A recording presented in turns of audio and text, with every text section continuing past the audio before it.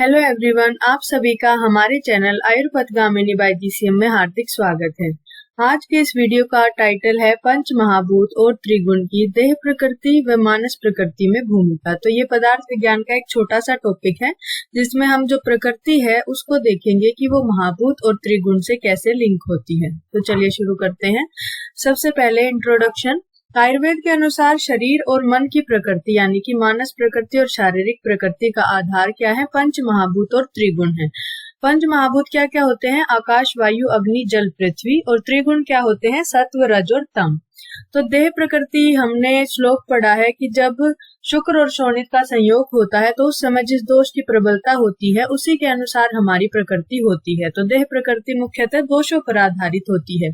और दोष किससे लिंक होते हैं? महाभूतों से लिंक होते हैं। तो ऐसे करके जो देह प्रकृति है वो पंच महाभूत पर आधारित होती है। और मानस प्रकृति किस पर आधारित होती है? त्रिगुणों के प्रभाव पर आधारित होती है। तो पंच महाभूत क्या है? आकाश, वायु, अग्नि, जल और पृथ्वी। तो आकाश के गुण क्या है? मेन स्थान, रिक्तता, अवकाश जहाँ पे होगा। वायु का है गति, संचरण। अग्नि के हैं पाचन, ऊर्जा। जल के हैं स्नेह, तरलता। और पृथ्वी के हैं स्थिरता, संरचना। तो ये कुछ मेन गुण हैं जो महाभूतों के बताए हुए हैं।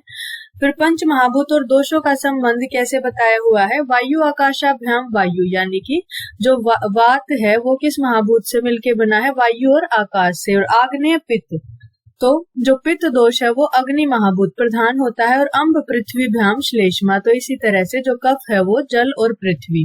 तो ये हो गया महाभूतों और दोषों का संबंध। और हमने क्या पढ़ना है? प्रकृति और महाभूतों का संबंध। तो जैसे दोषित जो प्रकृति है वो महाभूतों से इस प्रकार लिंक होती है। ये हम यहाँ पे देख सकते हैं कि जैसे वात, पित्त और कफ में जिस जिस महाभूत की प्रधानता होगी तो वात, पित्त और कफ से बनने वाली प्रकृति में भी उसी महाभूत की प्रधानता पाई जाएगी। तो फिर से ये मुख्य गुण बताए हुए हैं। जैसे कफ का मुख्य गुण क्या है? गुरुता, स्थिरता। पृथ्वी महाभूत का भी सेम गुण है। तो ऐसे ही जल का क्या गुण है? स्नेह, शीतलता। अग्नि का है उष्ण, तीक्ष्ण होना। वायु का चल यानी कि गति, सूक्ष्म होना। आकाश सूक्ष्म और व्यापक होना। तो ये सब इनके गुण बताए हुए हैं। फिर देह प्रकृति पर प्रभाव क्या है? शुक्र शोणित संयोग यो भवे दोष उत्कट प्रकृति जायते तेन तस्या में लक्षणम शृणु। तो ये क्या है? वही श्लोक जो मैंने अभी फर्स्ट स्लाइड में डिस्कस किया था कि शुक्र शोणित के संयोग के समय जिस दोष की उत्कट यानी कि प्रधानता होगी उसी के हिसाब से प्रकृति बनेगी। तो जो दोषज प्रकृति देह प्रकृति बताई हुई है वो 7 प्रकार की बताई हुई है। 3 अलग अलग दोष और 3 दो दोषों के मिलने से और 1 तीनों दोषों के मिलने से। तो वही दोष वात, पित्त, कफ है। तो वात में अभी हमने पहले पढ़ा था वायु और आकाश, पित्त में अग्नि, कफ में जल और पृथ्वी। तो उसी के हिसाब से जो वातज प्रकृति के लक्षण है वो वायु और आकाश महाभूत के गुणों वाले मिलेंगे। पित्तज प्रकृति के लक्षण है वो अग्नि महाभूत के गुणों वाले मिलेंगे। और जो कफज प्रकृति के लक्षण है वो जल और पृथ्वी महाभूत वाले मिलेंगे। जैसे कि वातज जो प्रकृति है उनका क्या होगा? दुबला शरीर होगा, कृश होगा, शुष्क होगा। और वो तीव्र गति यानी कि चले भी तीव्र गति से गे, बोले भी ज्यादा तीव्रता से गे, तो वो सब उसमें लक्षण पाए जाते हैं। पित्तज जो प्रकृति वाला होगा उनका मध्यम शरीर होगा, बॉडी का टेम्परेचर थोड़ा ज्यादा रहेगा, तीक्ष्ण बुद्धि वाले, इंटेलिजेंट होंगे वो बहुत ज्यादा। और कफज वाले क्या होंगे? स्थिर होंगे, स्थूल उनका शरीर होगा, सहनशील होंगे, पेशेंस बहुत ज्यादा होगा। तो इसी तरह से प्रत्यक्षतः ये देखा जाता है कि वात प्रकृति के सारे लक्षण कौन से महाभूतों के अनुसार हैं? वायु और आकाश के।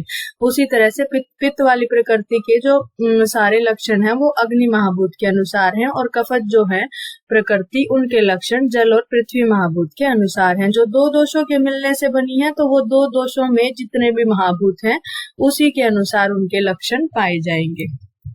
फिर है त्रिगुण। तो त्रिगुण क्या है? सत्व, रज और तम है। ये इनके कुछ मेन गुण बताए गए हैं। जो सत्व गुण प्रधान मनुष्य होंगे उनमें शुद्धता, ज्ञान होना, संतुलन मिलेगा। रज जो त्रिगुण में से जो गुण है रज, उस की प्रधानता वाले जो मनुष्य होंगे वो चंचल होंगे, क्रिया ज्यादा करेंगे, और जो तम वाले होते हैं वो क्या है, अज्ञान, आलस्य, जड़ता, वो ज्यादा डिप्रेशन टाइप में होंगे, निष्क्रिय होंगे, वो आलसी होंगे बहुत ज्यादा। तो ये सभी मानस प्रकृति इन गुणों के आधार पे होती हैं। तो मानस प्रकृति कितने प्रकार की बताई है? 16 प्रकार की बताई है, सात्विक, राजसिक और तामसिक। तो सात्विक में 7 प्रकार की, ब्रह्मकाय, ऋषिकाय, ये सब अलग अलग होती हैं। राजसिक में 6 प्रकार की और तामसिक में 3 प्रकार की, वनस्पति, वृक्ष, इस टाइप से जो मत्स्य काय वो सब होती हैं। तो अभी इसमें हमें ये नहीं पढ़ना है टॉपिक में कि कौन सी प्रकृति कितने प्रकार की होती है। अभी हमारा जो टॉपिक है वो क्या है, लिंक करना कि मानस प्रकृति कैसे त्रिगुणों पर आधारित है और शारीरिक प्रकृति कैसे पंच महाभूत पर आधारित है। तो वो हमने देख लिया कि शारीरिक प्रकृति पंच महाभूतों पर कैसे आधारित है। अब हम देखेंगे कि जो सात्विक, राजसिक और तामसिक वो क्या है, सत्व गुण की प्रधानता से, रज गुण की प्रधानता से और तम गुण की प्रधानता से होते हैं। तो इनके ये लक्षण होते हैं। जो सात्विक पुरुष होते हैं वो शांति वाले, धैर्यवान, विवेकवान होते हैं और उनका व्यवहार कैसा होता है, पॉजिटिव, सकारात्मक सोच वाला होता है। रज वाले क्या है, उनमें उत्साह ज्यादा होता है, क्रोध होता है, स्पर्धा, कम्पिटिटिव बिहेवियर, अत्यधिक सक्रिय वो होते हैं हर काम में। तमस वाले क्या है, अज्ञान, आलस्य, निष्क्रिय होते हैं। तो तम वाले क्या होते हैं कि ना तो वो खुद के समझाने से समझते हैं, ना किसी और के समझाने से समझते हैं। और रज वालों में क्या है, सक्रियता ज्यादा पाई जाती है। और सत्व वालों में स्थिरता, शांति, सकारात्मक सोच, इन गुणों की प्रधानता हमें देखने को मिलती है। तो देह प्रकृति और मानस प्रकृति में क्या संबंध है? तो देह प्रकृति किसके आधार पे, दोषों के आधार पे, वात, पित्त, कफ के आधार पे। और वात, पित्त, कफ किससे लिंक है, महाभूतों से लिंक है। वात में वायु और आकाश, पित्त में अग्नि, कफ में जल और पृथ्वी। अब जो महाभूत है उनमें भी त्रिगुण होते हैं। तो वायु, जैसे वायु और आकाश में अगर दोनों में हम कंबाइनली देखें तो रज और सत्व की प्रधानता पाई जाती है।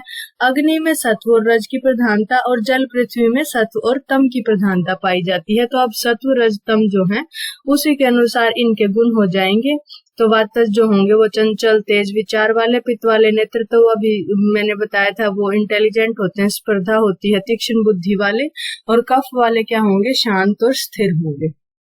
तो इस तरह से देह प्रकृति के दोष महाभूतों से लिंक करेंगे, महाभूतों में गुण पाए जाते हैं और गुणों के अनुसार उनके लक्षण। तो इस प्रकार से देह प्रकृति और मानस प्रकृति भी आपस में लिंक होती हैं। तो ये लिंक तो होनी ही है, क्योंकि जिस देह प्रकृति में मानस प्रकृति भी मिलेगी, एक मनुष्य की दोषों के अनुसार भी प्रकृति होगी और उसी मनुष्य की त्रिगुण के आधार पर भी प्रकृति होगी। तो एक मनुष्य में जब ये दोनों पाई जाएंगी, उसकी देह प्रकृति भी और उसकी मानस प्रकृति भी, तो आपस में तो ये लिंक होंगी ही। अगर ये आपस में लिंक नहीं होंगी तो एक मनुष्य में ये दोनों कैसे पाई जा सकती है? तो निष्कर्ष क्या निकला कि पंच महाभूत शरीर की संरचना और दोष निर्माण का आधार है। त्रिगुण मन की प्रकृति और व्यवहार को नियंत्रित करते हैं। देह प्रकृति और मानस प्रकृति एक दूसरे से संबंधित हैं, तभी वो एक मनुष्य की देह प्रकृति और मानस प्रकृति 2 प्रकार की प्रकृति बताई गई है। आयुर्वेद में स्वस्थ जीवन जीने के लिए इन दोनों का संतुलन आवश्यक है। तो संतुलन जब तक नहीं होगा तब तक विकार उत्पन्न होंगे। तो ये थी, छोटा सा टॉपिक था ये हमारा। तो अगर आपको वीडियो अच्छी लगी हो तो वीडियो को लाइक करें, शेयर करें, चैनल को सब्सक्राइब करना ना भूलें। Thank you so much.